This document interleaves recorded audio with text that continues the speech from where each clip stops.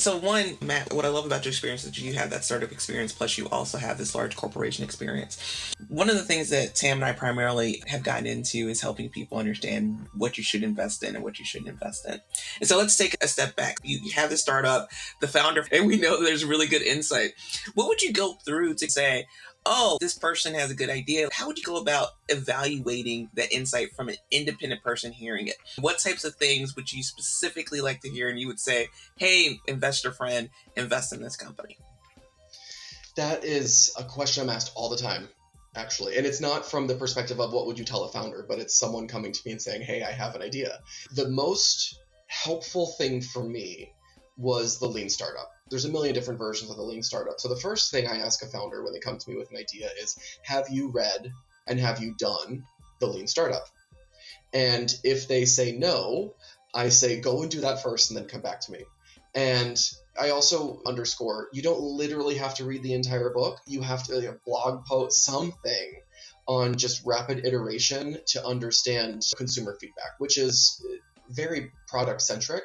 A lot of people have a pain point and then they have an idea or they have something that they think is amazing, and you just make it, market it, and then with the right marketing, it's going to be huge. And that's not the case. As a marketer, I can tell you, you cannot market garbage. You might be able to, but it's not going to fit the kind of IDEO value equation between the desirability, feasibility, and viability. So once that happens, if they come to me, oh yeah, I did that and that's great, I personally will almost always create false or fake door tests for a product. So I create a landing page, I create like a minimum viable brand where it's just, okay, it's not bad, but it's not great, but it's good enough to be out there. I could spend probably 2 days myself coming up with the brand, with the audience who I believe is experiencing this pain point, marketing to them. It's either going to be Facebook or Google, because either we put it in front of them and see how they react, or they tell us that they have this pain point and they choose our solution, depending on those. I set some kind of guardrails. And then if it has better than normal, which just comes from experience, but you can also run some kind of an experiment for the current leader, the current solution that's leading, you can run an ad for that as well under your own minimum viable brand. And then I look at them comparatively. I start diving into how big is this? And that's where legitimately spend days and days and days on how big is this pain point really? How much do these consumers not like their current solutions? And that's where I'll use something like a 1Q just to quickly get a sense of what's going on with the consumers in the country. And then I put it together.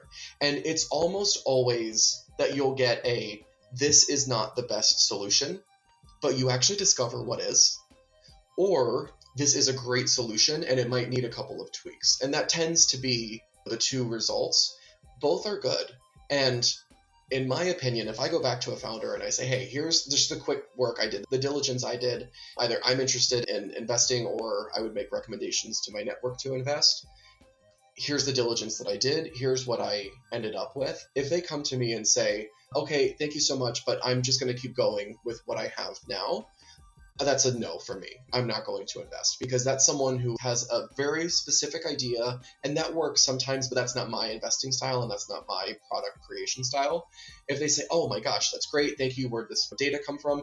And they don't necessarily change it all, but they include it with the body of evidence that they have themselves been collecting, I'm happy. This means this is someone who can pivot, who can make modifications, because as you're going to market, things will change. Your consumer group might be too small. You might need to do some kind of line extensions.